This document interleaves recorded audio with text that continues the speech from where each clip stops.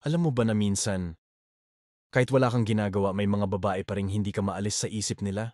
Pero teka, paano nangyayari yon kung hindi naman kayo nag-uusap, hindi ka nagpaparamdam, at halos invisible ka sa kanya? Ang sikreto, psychology. At sa video na to, ibabahagi ko sa iyo ang 3 psychological tricks para kahit wala kang chat, wala kang paramdam, ikaw pa rin ang naiisip niya gabi-gabi. Ang problema kasi sa karamihan ng lalaki, akala nila para mapansin ng babae, kailangan lagi silang nandyan. Good morning text, good night text, lagi online, laging magpaparamdam. Pero ang hindi nila alam, kapag sobra kang present, nawawala ang mystery. Tapos kapag nawala ang mystery, nawawala rin ang curiosity. At kapag wala ng curiosity, wala ka na rin sa isip niya. Ito ang dahilan kung bakit kahit sobrang effort mo, parang hindi ka niya masyadong pinapansin. Mas lalo pa siyang nawawalan ng gana kasi ramdam niya na ikaw ang mas naghahabol. Ngayon, ang tanong, paano mo ba gagawin na ikaw ang paulit-ulit niyang maiisip? Kahit wala kang ginagawa, isipin mo ito. Nandyan ka, araw-araw nag-chat, araw-araw nagpaparamdam, pero parang wala siyang pakialam. Samantalang may isang lalaking halos hindi nag-e-effort, pero siya ang hinahanap-hanap ng babae. Ang masakit, kahit hindi sila magkausap, parang nakaukit yung lalaki sa utak niya. Samantalang ikaw, na halos binigay mo na lahat ng attention, ikaw yung parang wala lang. Nakakainis, di ba? Parang unfair. Pero kung isipin mo, may science kung bakit mas naalala niya yung lalaking hindi naman masyadong nagpaparamdam. At dito papasok yung 3 psychological tricks na pag-uusapan natin. Psychological trick number 1, gamitin ang lakas ng kawalan. Sa psychology, merong tinatawag na Zeigarnik effect. Ito ang tendency ng utak ng tao na paulit-ulit na isipin ang mga bagay na hindi tapos. Kapag may kulang, kapag may bitin, kapag hindi buo, mas lalo itong bumabalik sa isip natin. At ito ang sikreto ng mga lalaking hindi agad-agad nagpaparamdam. Kapag nagpakita ka ng interest pero bigla kang nawala, bitin siya. Kapag nagkwento ka pero hindi mo tinapos, magtatanong-tanong siya. Kapag nakita ka niya na minsan active, minsan hindi, mapapaisip siya. Dahil sa utak niya, merong kulang. At kapag may kulang, hindi niya yun mapakawalan. Ikaw ang nagiging unfinished business sa isip niya. Kaya kung gusto mong hindi ka maalis sa isip ng babae, huwag kang maging laging available. Ipakita mong kaya mong maging present, pero kaya mo ring mawala. At doon siya mas mababaliw kasi hahanapin niya yung kulang. Na-experience mo na ba yung kahit wala kang ginagawa, bigla ka na lang naaalala ng babae? Yung tipong may maririnig siyang kanta, may makikitang bagay, o may mararamdaman siyang vibe, at ikaw agad yung pumapasok sa isip niya. Hindi ito magic, hindi rin ito tsamba. May psychology behind this. Ang problema sa karamihan ng lalaki, umaasa lang sila sa presence. Pag andyan sila, okay. Pag nawala sila, wala na rin ang connection. Parang cellphone na naka-off, useless. Kaya karamihan ng babae, mabilis silang makalimutan. Kasi wala silang naiwan na anchor sa utak ng babae. Walang memory trigger. Walang reason para maaalala siya beyond ng physical presence. Resulta, out of sight, out of mind. At kung hindi mo alam ang technique na ito, mabilis kang malilimutan kahit gaano pa kasincere yung effort mo. Imagine mo na lang, nag-e-effort ka mag-chat araw-araw. Nag-send ka ng good morning, good night, pinaparamdam mong sincere ka. Pero nung bigla kang nawala, 1 linggo lang, wala na. Parang hindi ka na niya kilala. Samantalang yung isang lalaking minsan lang makausap, minsan lang makita, pero may kakaibang impression na iniwan, siya ang paulit-ulit na naiisip ng babae. Bakit ganon? Kasi marunong siyang gumamit ng associative triggers. At ito ang ikalawang psychological trick na kailangan mong matutunan. Psychological trick number 2, maging anchor sa isang malakas na trigger. Sa psychology, merong konsepto na tinatawag na anchoring at classical conditioning. Ito yung idea na kapag na-expose ka sa isang bagay na laging nakakabit sa isang emosyon, lahat ng beses na makikita o maririnig mo yon, maalala mo rin yung taong nakakonect doon. Halimbawa, kapag lagi kayong nag-uusap at lagi mong ginagamit yung isang specific na emoji, tuwing makikita niya yung emoji na yun sa kahit kaninong chat, ikaw agad ang maiisip niya. Kapag may particular kang sinasabi, tulad ng isang catchphrase, biro o term of endearment, tuwing maririnig niya yun sa ibang tao, ikaw agad ang papasok sa isip niya. Kapag may isang kanta o lugar na lagi mong binabanggit, nagiging memory anchor ka doon. Kapag narinig niya yung kanta na yun sa jeep, sa mall o sa TikTok, ikaw ang maiisip niya. Ganito gumagana ang utak. Napaka-associative nito. Kahit wala ka, basta na-trigger yung memory anchor mo, ikaw ang automatic na bumabalik sa isip niya. And dito nagkakaroon ng unfair advantage. Yung mga lalaking marunong gumamit ng teknik na to, hindi sila kailangan mag-effort ng todo sa chat. Hindi sila kailangan magpakita araw-araw. Dahil kahit wala sila, may mga bagay na sumisigaw ng pangalan nila sa utak ng babae. Para mas malinaw, eto yung mga simpleng paraan para magamit mo ito. 1. Gumamit ka ng salita na hindi common pero nakakatuwa o nakakatawa. Halimbawa, imbes na hi lang, sabihin mo, "Hoy alien!" O anong balita, superstar? Tuwing maririnig niya yung word na yon sa ibang tao, ikaw ang maaalala niya. 2. Pwede mong gawing trademark yung simpleng bagay. Halimbawa, laging thumbs up sa chat o lagi mong sinasabi, "Noted boss." Minsan mababaw pero powerful sa utak. 3. Kung alam mo yung paborito niyang kanta, gumawa ka ng inside joke tungkol doon. Halimbawa, kung mahilig siya sa isang OPM song, lagi mo siyang binibiro na yung theme song niya. Every time na maririnig niya yung kanta, ikaw agad ang papasok sa isip niya. Ito yung tinatawag kong memory planting. At ang masarap dito, hindi mo kailangan araw-araw na magpakita. Kasi kahit wala ka, ikaw pa rin ang kasama niya sa utak niya.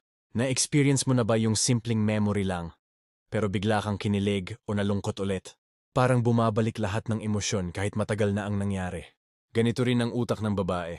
At kapag natutunan mong iwanan hindi lang memorya kundi emosyon sa kanya, kahit hindi ka magparamdam, ikaw pa rin ang dadalaw sa puso niya. Ganito ang common mistake ng karamihan ng lalaki. Puro presence pero walang emotional impact. Oo, lagi silang nandyan, lagi silang nagchat-chat, lagi silang present, pero wala namang memorable na emosyon na naiiwan. Ang ending, mabilis silang nakakalimutan. Isipin mo to.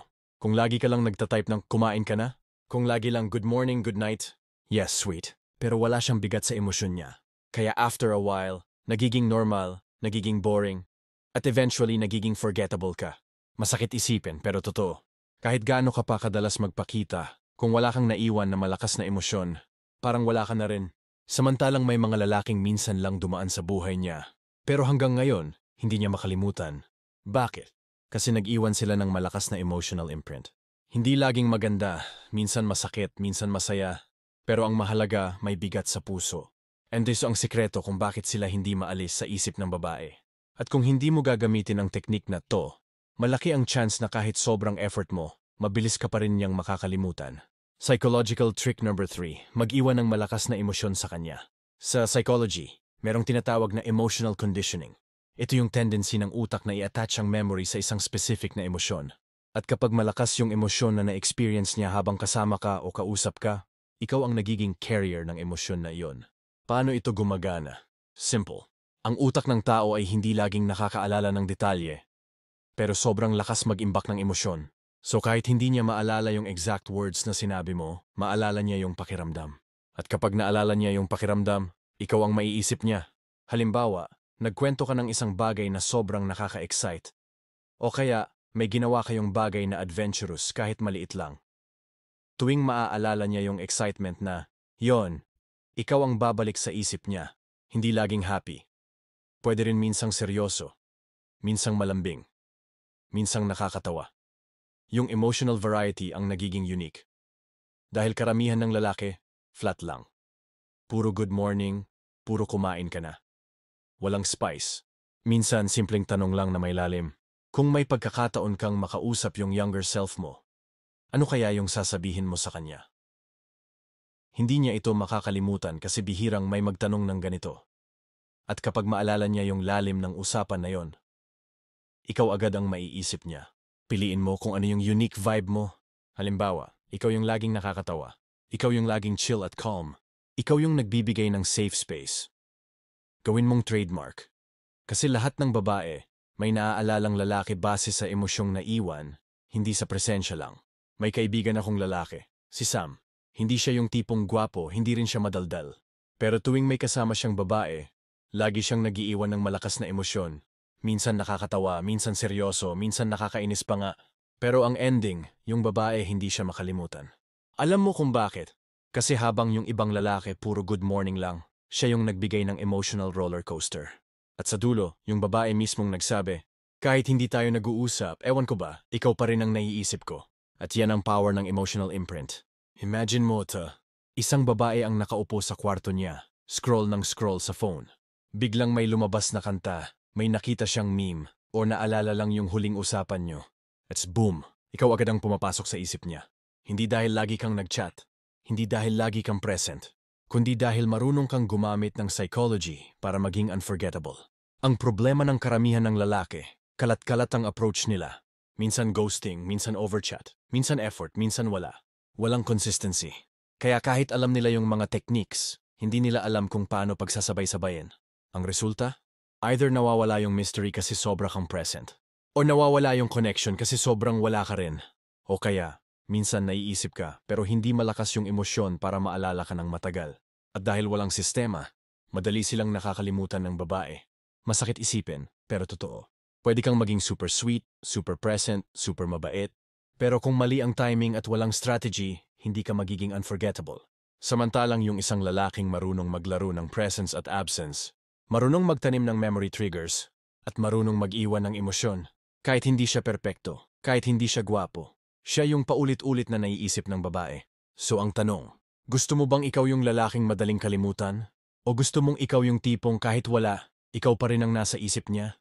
Ngayon, ito na yung 3-in-1 formula na pwede mong sundan step by step. Step 1. Gamitin ang power of absence, mystery. Huwag kang maging laging available. Magparamdam ka pero huwag sobra. Ipakita mong may sarili kang mundo, goals at buhay. Ang absence mo ang magbibigay ng bitin sa isip niya. Step 2. Magtanim ng memory anchors. Gumamit ng unique expression, signature emoji, o inside joke. Mag-connect sa kanta, lugar, o bagay na madaling maaalala. Ito yung magtutulak sa kanya na maalala ka kahit wala ka. Parang invisible thread na nakakabit sa isip niya. Step 3. Mag-iwan ng emotional imprint. Kapag magkausap kayo, huwag flat. Magbigay ng variety. Minsan nakakatawa, minsan malalim, minsan playful. Gumawa ng mga moments na may impact. Kahit maliit, basta may bigat. Tandaan, hindi niya maalala lahat ng sinabi mo. Pero maalala niya yung feeling habang kasama ka. Step 4. Pagsamahin lahat, the cycle. Magpakita ng konting interest, magtanim ng anchor, catchphrase, inside joke. Mag-iwan ng emosyon, tawa, excitement, kilig. Biglang maglaho ng kaunti. Ulitin mo yung cycle. Kada ulit, mas lalo kang nagiging malalim sa isip niya. Ito yung parang push and pull na hindi nakakainis, kundi nakakabighani. Hindi siya naboboring kasi may mystery. Hindi ka nakakalimutan kasi may anchors. Hindi ka mapakawalan kasi may emosyon. Isipin mo si Mark at si James. Si Mark araw-araw nag-chat. Mabait, consistent, pero flat. Pag nawala siya ng 1 week, wala na. Move on agad yung babae. Si James naman, minsan nagpaparamdam, minsan hindi. Pag nagkausap sila, may inside joke siya. May unique words, may tawanan, may malalim na usapan. Tapos bigla siyang busy. Hindi siya OA sa effort, pero siya yung hindi makalimutan. Guess what? Si James yung naiisip gabi-gabi. Hindi dahil mas gwapo siya, kundi dahil marunong siyang gumamit ng psychology. Kung susundin mo ang 3-in-1 na formula na to, magiging natural na hindi ka maalis sa isip ng babae. Kahit hindi kayo nag-uusap, kahit busy ka sa sarili mong mundo, ikaw pa rin ang babalik at babalik sa utak at puso niya. So, eto ang challenge ko sa'yo. Simulan mong gamitin ang cycle na ito sa mga simpleng interaction mo. Maliit na joke, maliit na anchor, kaunting mystery, tapos iiwanan mo ng emosyon. Ulit-ulitin mo. At kapag ginawa mo ito ng tama, malalaman mong totoo ang sinasabi ko. Hindi mo kailangang habulin ang babae para maalala ka. Kailangan mo lang maging unforgettable. Kung nagustuhan mo ang video na to, click like and share mo sa tropa mong nangangailangan nito. At huwag kalimutang mag-subscribe para sa mas marami pang ganitong psychological at stoic secrets tungkol sa attraction at relationships. See you sa susunod na video.